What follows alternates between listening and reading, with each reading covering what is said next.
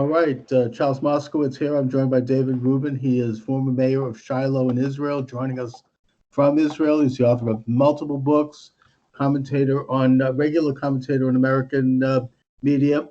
David, thanks for joining me. Well, thank you. Good to be with you, Chuck. David, tell me, your reflection on developments in in national politics, with regard to a shift against Israel amongst Democratic candidates, particularly, frankly, Bernie Sanders, who seems to be aligning himself with very anti-Israel Congresswoman Omar and others. What is going on with him, and why? And does this reflect a larger trend in the Democratic Party? Well, it clearly does reflect a trend in the Democratic Party. But let's examine the individuals. If you look at Bernie Sanders is, well, he typifies what is wrong in the American Jewish community. He's someone who was born in a Jewish family, both parents Jewish, and he even went to serve as a volunteer in an Israeli kibbutz, an agricultural settlement in Israel. Was a young man, and that was with his first wife, who happened to be Jewish as well.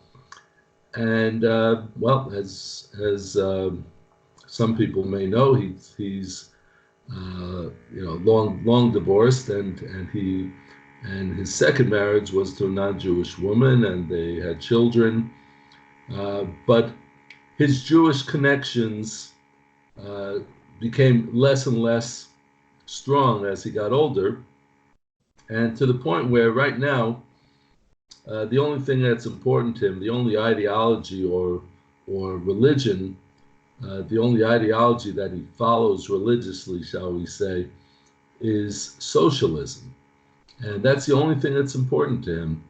So he's willing to look the other way. I can't imagine that it doesn't bother him when he hears the anti-Semitism of Ilhan Omar, but nonetheless, he's willing to go along with it and look the other way, because what's important to him is that Ilhan Omar is speaking about the workers and the rights of the working class, and the standard socialist dogma, and Right. that's what's important to him.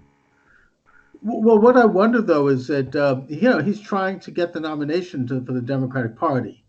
And he's doing it with all his ability. Is he trying to do that by attacking Israel? And is that something that is becoming a core value of the Democratic Party? Unfortunately, it seems to be that way. There are some moderates still left in the Democratic Party that don't take that anti-Israel stand of the hard left, but they're becoming much less numerous in the party, and that's what's very concerning.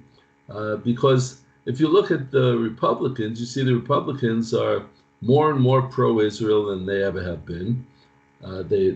President Trump has taken tremendous steps towards improving the relationship between Israel and the United States. And all of that is documented in my book, Trump and the Jews. Yes. So it's clear.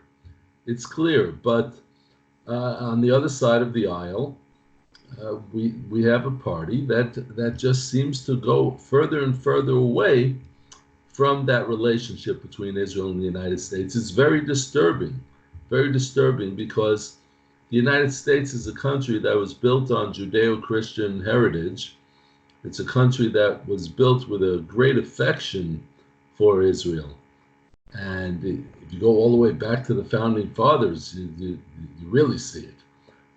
Oh yeah, absolutely. It's an integral part of the American ethos, religiously, politically, traditionally. Both major political parties, both ideologies, left and right, have been pro-Israel in the United States, and yet the American left, including to a certain degree the American Jewish left, has become increasingly anti-Israel. I also see somewhat of a nascent right-wing movement becoming anti-Israel as well.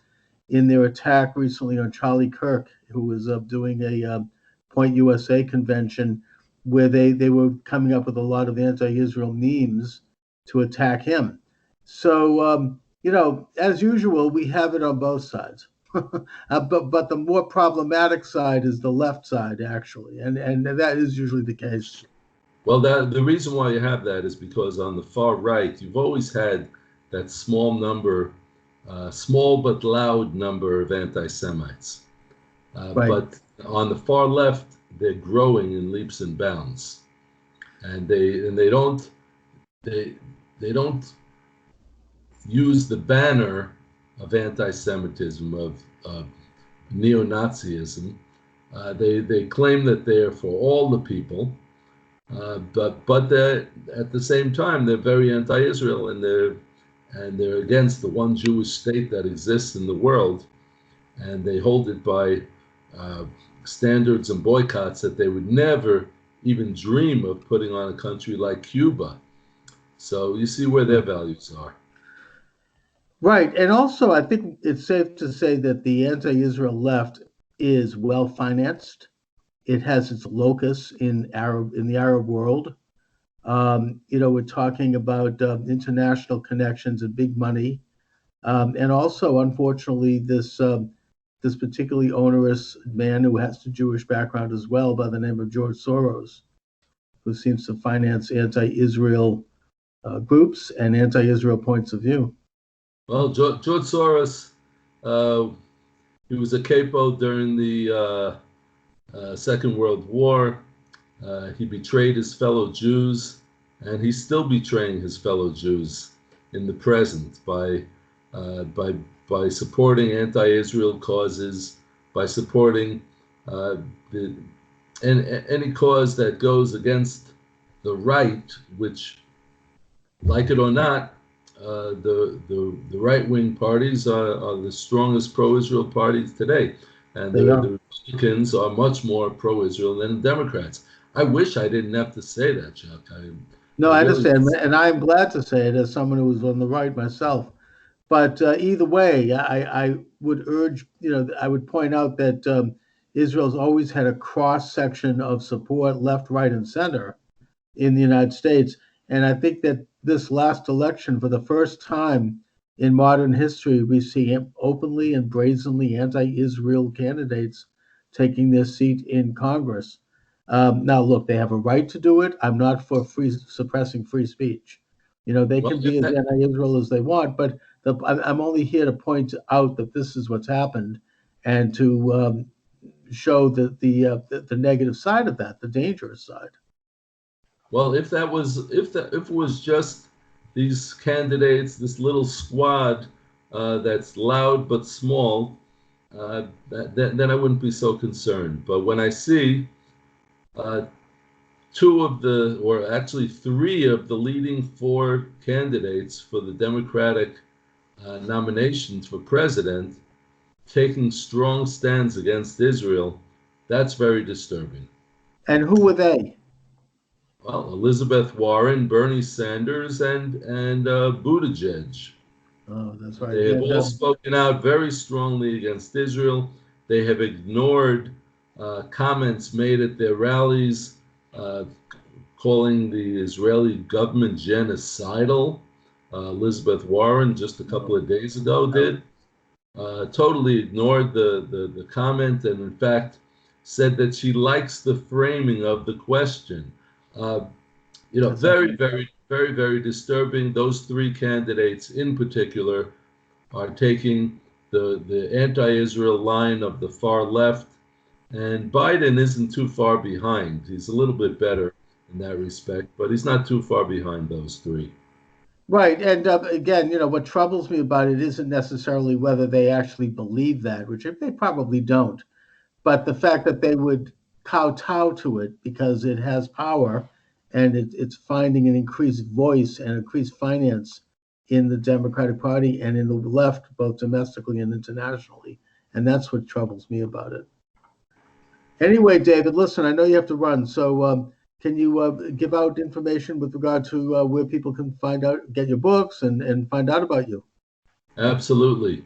The best thing to do is to go to davidrubinisrael.com. Just have the three words there, davidrubinisrael.com. David Rubin is Rubin. davidrubinisrael.com. They can find out about the books, get more information, and they can have a link to Amazon where they could purchase the books. And I would also recommend that they go to, if they really want to stand with Israel, they can go to a website which is Shiloh, Shiloh, or Shiloh, as Americans would call it, ShiloHisraelChildren.org. ShiloHisraelChildren.org. They could find out there about the work of the Shiloh Israel Children's Fund that helps terror victim children in Israel.